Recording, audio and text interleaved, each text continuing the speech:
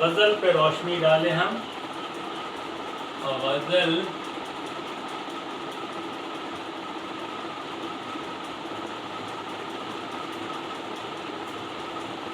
غزل کیا ہے؟ غزل کے معنی ہے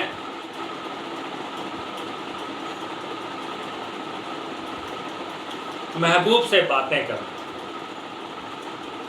یہ لفظ عربی کا لفظ ہے. غزل عربی کا لفظ ہے. عربی سے یہ اردو میں آیا.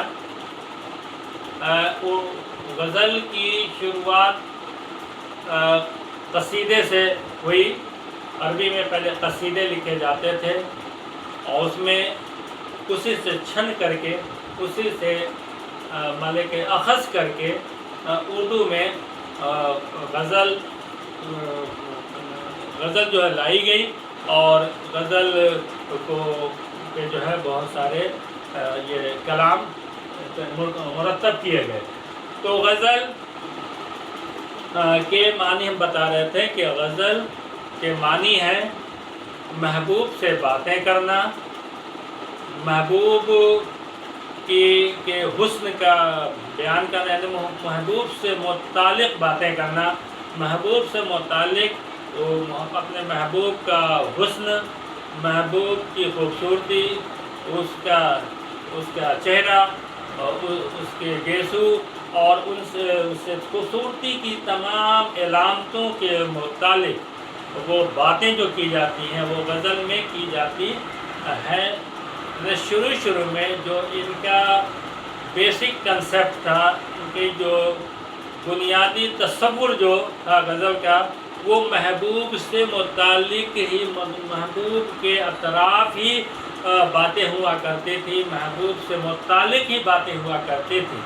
لیکن بعد کے شعراء نے اس میں جدیدیت پیدا کی, نیاپن لایا اور اس میں پھر متعدد جو موضوعات تھے ان کو بھی شامل کیا گیا اور پھر جو تمام چیزوں کو اس میں حالات حاضرہ کو بھی شامل کیا گیا اور مختلف موضوع پہ بھی غزل لکھی جانے لگی.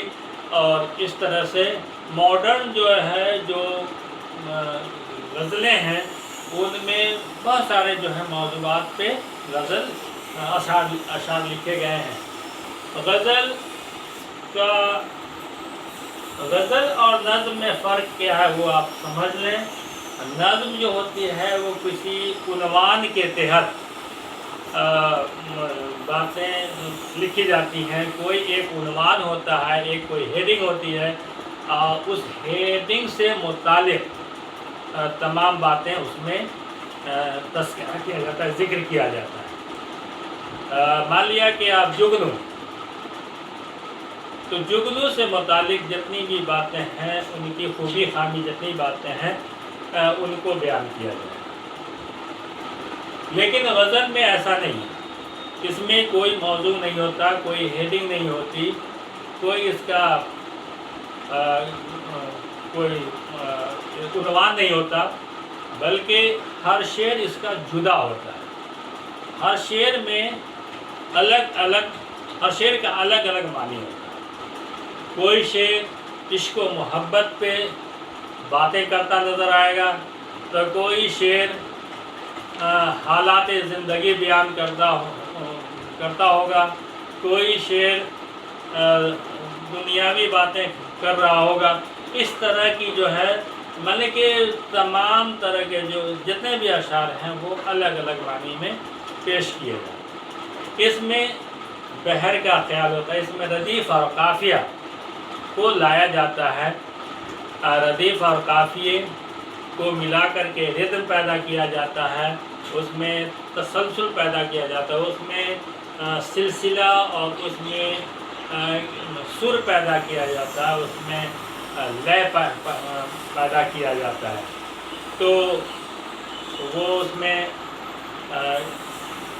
جیسے قافیہ اور ردیف ہم نے بات کی.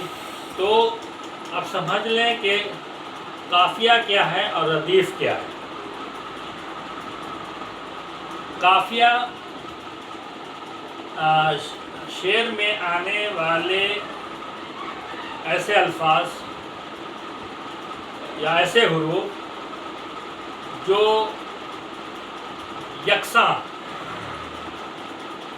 آواز پیدا کرتے ہیں. قافیہ کیا ہے؟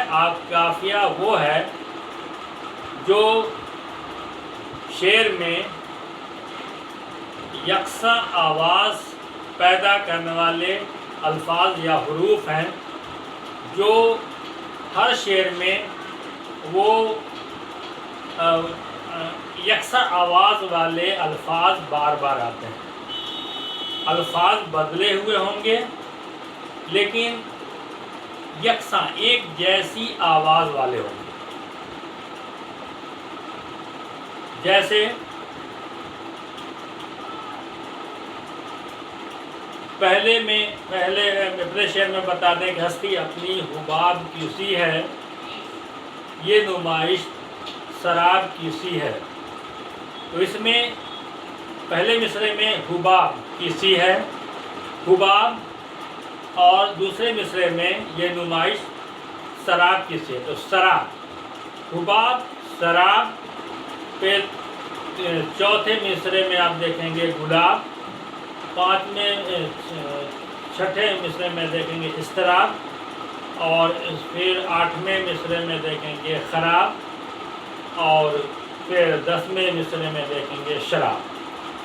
تو حباب، سراب، گلاب، اضطراب، خراب، شراب، یہ جو الفاظ ہیں یہ سب قافیہ کہلاتے ہیں.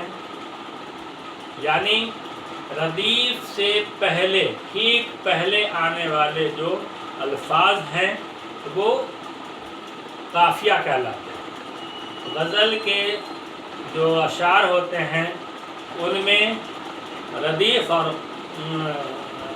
قافیہ اور ردیف بہت معنی رکھتے ہیں.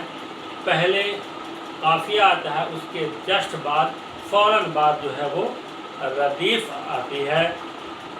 تو جیسے آپ نے سمجھا کہ قافیہ کیا ہے؟ قافیہ